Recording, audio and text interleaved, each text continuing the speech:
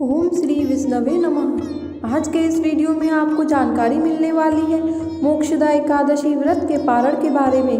हो सकता है कि इस बार 22 दिसंबर को कुछ लोगों ने एकादशी का उपवास रखा हो, या हो सकता है कि कुछ लोग 23 दिसंबर को एकादशी का उपवास रखें, जो कि वैष्णव एकादशी है और जो शुद्ध एकादशी भी है। तो ऐसे में आपको इस वीडियो में दोनों ही तिथियों के जो व्रत पारण मुहूर्त की जानकारी है वह दी जाएगी, क्योंकि 22 दिसंबर को जो एकादशी है वह 10वीं तिथि युक्त एकादशी है और मान्यताओं के अनुसार अगर एकादशी के दिन अंशमात्र भी 10वीं तिथि रहे तो उस दिन एकादशी का व्रत नहीं करना चाहिए।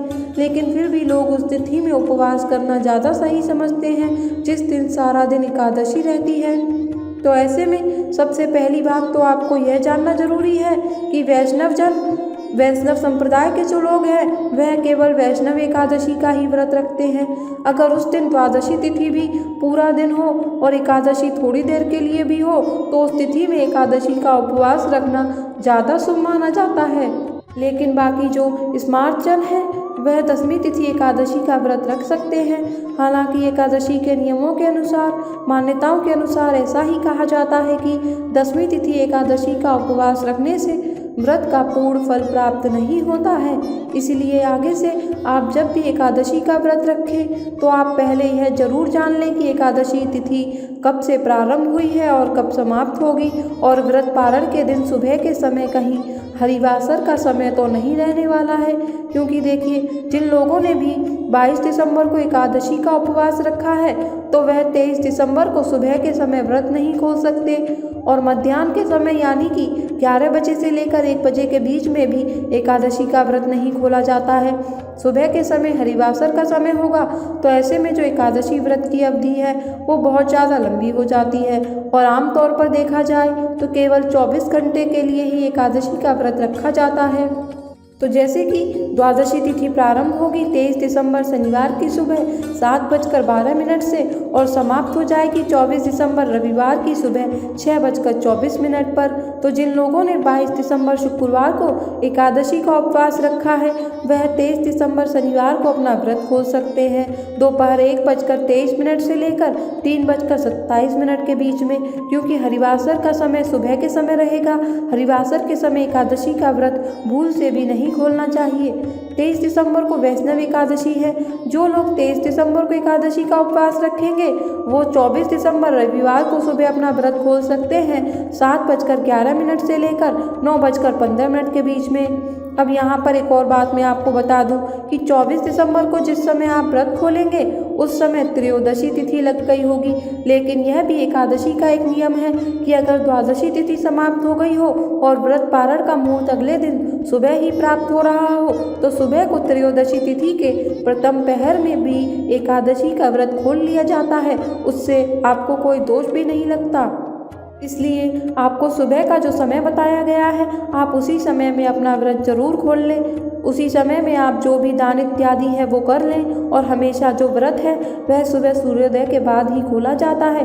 कभी भी सूर्योदय से पहले अन्न वगैरह ग्रहण नहीं किया जाता है।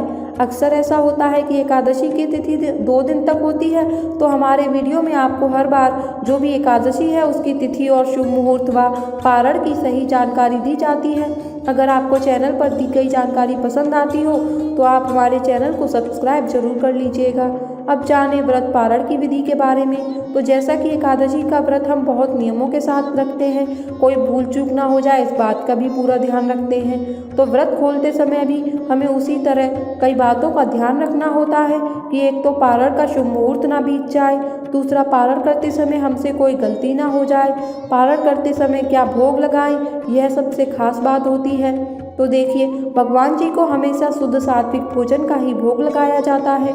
आप द्वादशी तिथि को सुबह भगवान को फलों का, मिठाइयों का या दूध से बनी हुई सामग्री का या फिर हलवे का भोग भी लगा सकते हैं।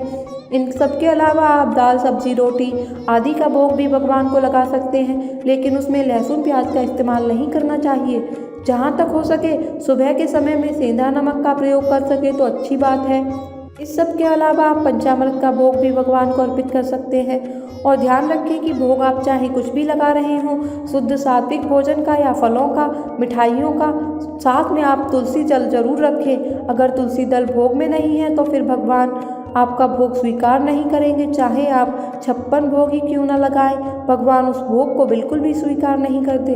तो सुबह की पूजा आप विधिवत करें, फिर दान जो आप देना चाहते हैं, चाहे अन्न का दान हो, वस्त्र का हो या फिर दक्षिणा का, उसे मंदिर में रखें और दान देने का संकल्प जरूर लें। यदि आप इस एकादशी का पुण्य अपने पितरों को समर्पित करना चाहते हैं तो आप द्वादशी तिथि को इस बात का भी संकल्प जरूर लें कि आप इस एकादशी का सार पूर्ण रूप से अपने पितरों को समर्पित करना चाहते हैं और भगवान इस एकादशी के उपवास को स्वीकार करें और आपके पितरों को मोक्ष प्रदान करें।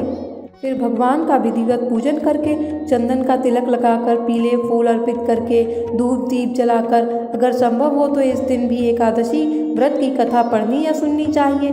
नहीं तो आप केवल आरती करके, भोग लगाकर फिर अपना व्रत खोल सकते हैं। आप चाहें तो अपने घर पर ब्राह्मण को आमंत्रित करके उन्हें भोजन कराएं, मिठाई से उनका मुंह मीठा करा के उन्हें अपने घर से विदा करें। लेकिन अगर ऐसा संभव ना हो पाए तो आप अपने आसपास किसी भी ज़रूरतमंद को ज़रूरत की वस्तुएं दान करें। आप चाहें तो मंदिर में भी दान कर सकते हैं। आपको यह दान शुभ मुहूर्त बीतने से पहले ही कर लेना है।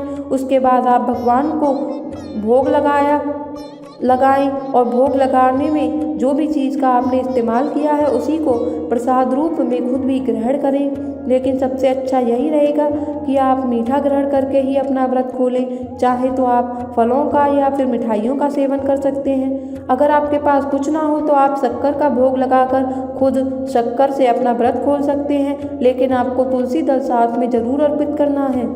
तुलसी दल से अगर आप अपना व्रत खोलते हैं तो इससे अच्छा और कुछ नहीं हो सकता। आप तुलसी दल को अपने मुंह में डालें और पानी के साथ उन्हें निकल जाएं, क्योंकि तुलसी जी के जो पत्ते होते हैं वो कभी भी चबा कर नहीं खाए जाते हैं। आप 1 या 2 पत्ते लेकर उन्हें निकल लें और इस तरह से अपने व्रत का पारण करें और फिर आपने जो भी भोजन बनाया है और भगवान को भोग लगाया है उसे ग्रहण करके अपना व्रत खोलें।